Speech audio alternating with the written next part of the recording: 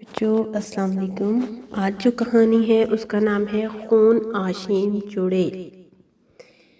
پیارے بچوں چینل کو سبسکرائب کر لیں اور بیل آئیکن کا بٹن ضرور دبا لیں۔ دروازے کی گھنٹی بجی تو شفیق صاحب جلدی سے دروازہ کھولنے کے لیے بڑھے۔ وہ 65 برس کے تھے مگر ان میں پھرتی جوانوں جیسی تھی۔ وہ اپنی بیوی عالیہ کے ہمراہ تنہا رہتے تھے۔ ان کا ایک بیٹا جنید دوسرے شہر میں نوکری کرتا تھا۔ 15 دن بعد وہ ان سے ملنے کے لیے آتا تھا۔ دروازے پر جنید ہی تھا جس کے لیے شفیق صاحب بے تاب ہو رہے تھے۔ انہوں نے جب دروازہ کھولا تو لمحہ بھر کے لیے بھونچکا رہ گئے۔ آج جنید اکیلا نہیں تھا بلکہ اس کے ہمراہ ایک لڑکی بھی تھی۔ جنید نے اپنے باپ کو سلام کیا اور پھر وہ سب اندر چلے آئے۔ شفیق صاحب اور ان کی بیگم عالیہ اس لڑکی کا تعارف جاننے کے لیے بے چین تھے۔ جنید نے ان کے چہرے پر سوالیہ شکنیں دیکھ کر بتایا کہ یہ حمیرہ ہے، میرے ساتھ کام کرتی ہے۔ اسے آپ لوگوں سے ملنے کا بڑا شوق تھا اس لیے کہ یہاں آئی ہے۔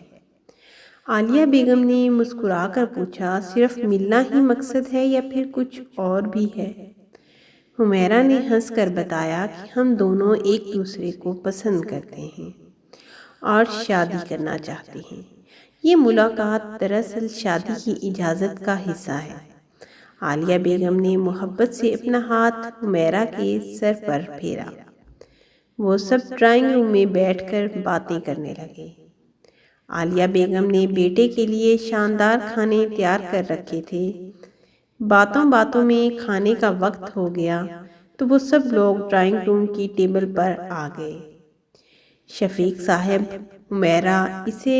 حمیرہ سے اس کے والدین کے بارے میں پوچھتے تو کبھی اس کے خاندانی پس منظر کو جاننے کی کوشش کرتے۔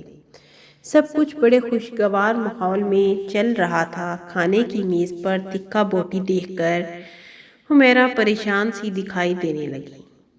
عالیہ بیگم نے پوچھا تو اس نے بتایا کہ اسے تکہ بوٹی پسند نہیں۔ عالیہ بیگم نے اس کی بات کو ناسمجھی میں اڑاتے ہوئے زور ڈالا تو حمیرہ نے مجبوری کے عالم میں ایک تکہ بوٹی اٹھا لی۔ سب دیکھ رہے تھے کہ حمیرہ نے بڑی مشکل سے وہ بوٹی حلق سے نیچے اتاری تھی۔ شفیق صاحب کہکا لگا کر بولے، بھائی آج کل کے بچوں میں کیا طاقت پیدا ہوگی جو صحت مند غذاؤں کو تو اتنی مشکل سے کھاتے ہیں۔ حمیرہ بس مسکرا کر رہ گئی۔ عالیہ بیگم نے محسوس کیا کہ حمیرہ کے چہرے پر پسینے کے قطرے نمودار ہو رہے تھے۔ کیا بات ہے بیٹی، لگتا ہے تکہ بوٹی کھانا کچھ زیادہ ہی گراں گزرا ہے؟ عالیہ بیگم نے پوچھا تو حمیرہ بس مسکرا کر رہ گئی۔ اس کے چہرے پر زلزلے کے جھونکے ظاہر ہو رہے تھے۔ یوں لگتا تھا کہ جیسے ابھی کچھ ہی دیر میں وہ چکرا کر گر پڑے گی۔ جنید نے ٹیشو نکال کر اس کی طرف بڑھایا۔ حمیرہ نے کانپتے ہاتھوں کے ساتھ ٹیشو لیا اور ماتھے پر پھیلا ہوا پسینہ صاف کیا۔ حمیرہ نے ٹھنڈے پانی کا گلاس پیا مگر اسے سکون نہیں ملا۔ مجھے شاید قے آ رہی ہے، میں باتھ روم جانا چاہوں گی، حمیرہ نے بتایا تو عالیہ بیگم نے باتھ روم تک اس کی رہنمائی کی۔ عالیہ بیگم کو اس بات پر حیرت ہو رہی تھی کہ محض ایک چھوٹی سی بوٹی کھانے سے اس کی اتنی طبیعت خراب ہو رہی ہے۔ یہ تو بڑی نازک مزاج لڑکی ہے، بھلا جنید کا اس کے ساتھ گزارا کیسے ہوگا؟ کچھ دیر بعد حمیرہ باتھ روم باہر نکلی تو اس کی آنکھیں سوجی ہوئی دکھائی دی۔ عالیہ بیگم کو اس کی بگڑتی ہوئی حالت دیکھ کر جہاں تعجب ہوا وہیں ہمدردی بھی پیدا ہو گئی۔ انہوں نے حمیرہ کو اپنے گلے سے لگا کر معافی مانگی۔ انہوں نے بلا وجہ ہی تکہ بوٹی کھانے کے لیے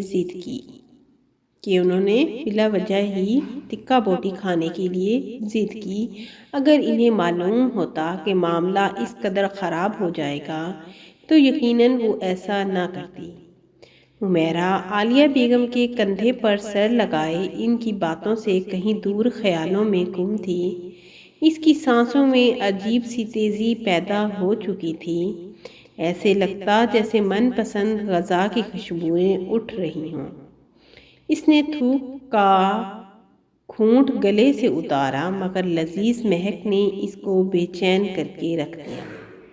وہ لذت عالیہ بیگم کے جسم سے پھوٹ رہی تھی، گرم گرم تازہ خون کی مہک۔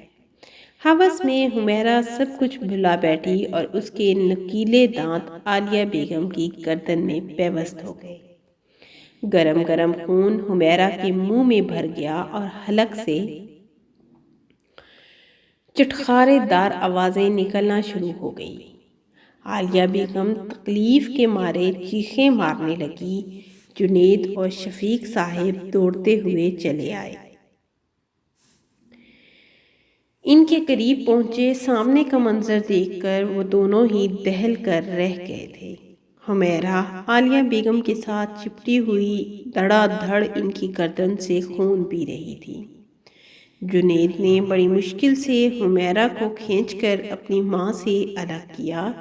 شفیق صاحب نے جلدی سے اپنی بیوی کو سنبھالا، جو اپنی گردن پر ہاتھ رکھ کر بہنے والے خون کو روکنے کی کوشش کر رہی تھی اور ساتھ ساتھ کر راہ بھی رہی تھی۔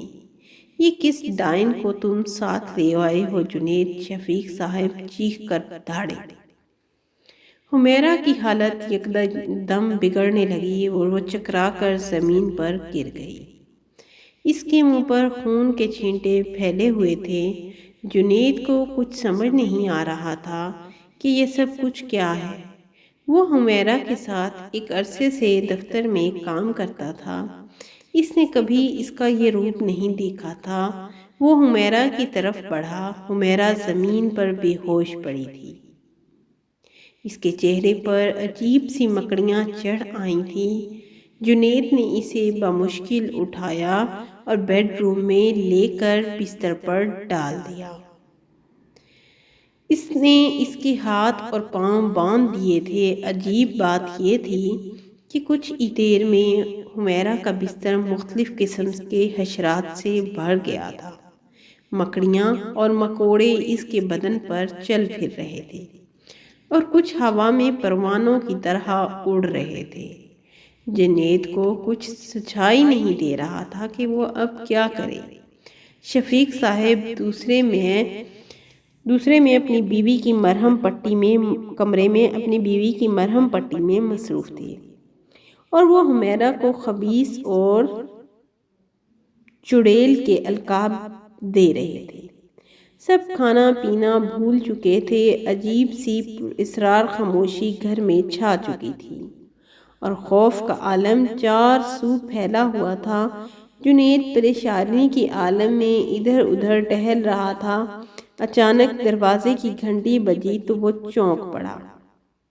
اس وقت کون آیا ہے؟ خوف اور پریشانی کے عالم میں وہ دروازے کی طرف بڑھا۔ دروازہ کھولا تو سامنے دو افراد دکھائی دیے۔ ایک نوجوان لڑکی تھی اور اس کے ساتھ عجیب سا بکھرے بالوں والا نوجوان تھا۔ تمہارے گھر میں کیا ہوا ہے؟ نوجوان نے روکھے انداز میں پوچھا۔ جنید اس اچانک سوال پر گڑبڑا گیا۔ اس نے جھوٹ بولنا چاہا مگر نوجوان لڑکی نے مسکرا کر اس کی ڈھارس بندھائی اور کہا، ہمیں معلوم ہے کہ تمہارے گھر میں ڈریکولا کی شیطان روح موجود ہے۔ تم ڈرو نہیں، ہم تمہاری مدد کرنے آئے ہیں۔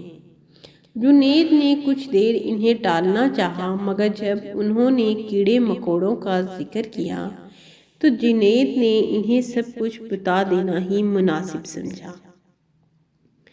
حمیرہ کے بارے میں جاننے کے بعد نوجوان لڑکی نے اسے تھپکی دی کہ اس نے اچھا کیا کہ اسے باندھ ڈالا ورنہ دوسرے لوگوں کو بھی نقصان پہنچا سکتی تھی۔ وہ جنید نے ان دونوں سے پوچھا کہ وہ لوگ کون لوگ ہیں تو لڑکی نے ہنس کر بتایا کہ ہم خون آشیب کے عفریتوں کے شکاری ہیں، انہیں ہلاک کرنا ہی ان کا فرض ہے۔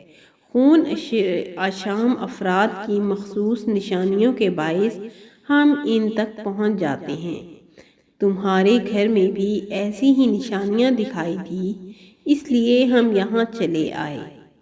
جنید نے حمیرہ کے بارے میں پوچھا تو نوجوان لڑکی نے گہرے لہجے میں کہا کہ اگر یہ ابتدائی مرحلے پر ہوئی تو یقیناً ہم اسے تندرست کر دیں گے اور اس کے اندر چھپی ہوئی خون آشیم روح کو ہمیشہ کے لیے نکال کر باہر پھینک دیں گے۔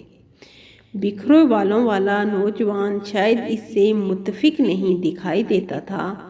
جنید انہیں اپنے ہمراہ بیڈ روم میں لایا جہاں حمیرہ رسیوں میں جکڑی ہوئی تھی۔ وہ اب ہوش میں تھی اور کہیں جانے کے لیے واویلا مچا رہی تھی۔ وہ اسے اسی حالت میں وہیں چھوڑ کر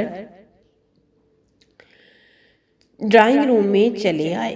بکھرے بالوں والے نوجوان نے عالیہ بیگم کے زخموں پر کچھ ایسا پاؤڈر لگایا کہ عالیہ بیگم کے حلق سے چیخیں بلند ہو گئیں۔ کچھ ہی دیر بعد وہ پرسکون ہو گئی۔ حیرت انگیز انداز میں گردن پر زخم اور نشان دونوں مٹ چکے تھے۔ رات زیادہ ہو رہی تھی۔ اجنبی مہمانوں نے جنید کو آرام کرنے کے لیے کہا اور خود ڈرائنگ روم میں لیٹ گئے۔ حمیرہ کا علاج صبح سورج کی کرنوں سے کیا جانا تھا۔ بکھرے بالوں والا نوجوان ان سب کے خیالوں کے برعکس کچھ اور ہی سوچ رہا تھا، کچھ ایسا جس کا کوئی گمان بھی نہیں کر سکتا تھا۔ جب رات کی تاریکی گہری ہو گئی اور ہر طرف خاموشی چھا گئی تو جنید کی آنکھیں بھی بند ہو گئیں۔ وہ بے حد تھکا ہوا تھا اور پریشانی نے اس کی بھوک پیاس ختم کر دی تھی۔ بیڈ روم میں سے حمیرہ کی دبی دبی آوازیں سنائی دے رہی تھی۔ وہ رسیوں کی گرفت سے آزاد ہو کر کہیں جانا چاہتی تھی۔ جب نصف شب ڈھل گئی تو بکھرے بالوں والا نوجوان چپکے سے اٹھا اور حمیرہ کے کمرے میں چلا آیا۔ مجھے اس تک پہنچنا ہے، اگر تم وعدہ کرو تو میں تمہاری رسیاں کھول دوں گا، وہ دھیمے لہجے میں پھنکارتے ہوئے بولا۔ حمیرہ نے کہا گردن ہلاتے ہوئے ہاں میں سر ہلایا تو اس نے جلدی سے ساری رسیاں کھول دی۔ حمیرہ لڑکھڑاتی ہوئی بستر سے اتری اور باہر کی طرف چل پڑی۔ وہ نوجوان اس کے پیچھے پیچھے چل رہا تھا۔ دونوں بیرونی دروازے سے باہر نکلے۔ دروازہ کھلنے اور بند ہونے پر ذرا سی آہٹ بھی نہ ہوئی۔ گھر کے لوگ ان دونوں سے بے خبر نیند میں ڈوبے ہوئے تھے۔ حمیرہ گھر سے نکل کر سڑک پر آ گئی اور ایک طرف لڑکھڑاتی ہوئی چل دی۔ نوجوان دبے پیروں سے اس کے پیچھے چل رہا تھا۔ وہ دونوں چلتے چلتے شہر سے باہر نکل آئے جہاں درختوں کے جھنڈ پھیلے ہوئے تھے۔ وہ دونوں خاموشی سے چلتے رہے۔ درختوں کے ذخیرے کے درمیان میں انہیں ایک دھندلی حویلی دکھائی دی جس کی کھڑکیوں سے مدھم مدھم روشنی برآمد ہو رہی تھی۔ نوجوان کے چہرے پر خوشی پھیل گئی۔ بالآخر وہ خون آشام چڑیل کے ٹھکانے پر پہنچ ہی گیا تھا۔ خون آشیم افراد کے ٹھکانے پر پہنچ ہی گیا تھا۔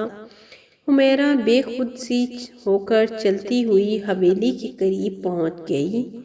ایسا لگتا تھا کہ جیسے وہ بھول چکی تھی کہ اس کے ساتھ کوئی اور بھی چل رہا تھا۔ پھر وہ دروازے کو دھکیل کر اندر داخل ہو گئی۔ وہ نوجوان بھی اس کے پیچھے پیچھے اندر پہنچ گیا۔ حویلی کا اندھیرا کمرہ بے جان لاشوں سے اٹا پڑا تھا۔ بے جان لاشوں کا ڈھیر لگا ہوا تھا۔ عجیب سی بدبو اور اسمیل وہاں پھیلی ہوئی تھی۔ لمحہ بھر کے لیے خوف کے باعث نوجوان کے بدن میں کپکپی طاری ہوئی۔ خوش آمدید میری نئی چیلی، تو تم نے آج خون کا ذائقہ پہلی بار چکھ ہی لیا۔ ایک سرد سی آواز کمرے میں پھیل گئی۔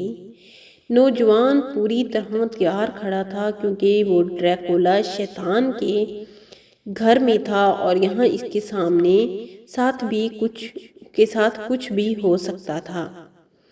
پیارے بچوں، یہاں پر میرے چینل کو سبسکرائب کر لیں اور بیل آئیکن کا بٹن ضرور دبا لیں، کیونکہ میرے پاس پرنسس سٹوریز اور ہارر سٹوریز کی بہت ساری کلیکشن ہے جو کہ آپ کو ضرور چاہیے ہے، اور اس کے لیے سبسکرائب کرنا بہت ضروری ہے۔ تھینک یو بچوں، اللہ حافظ۔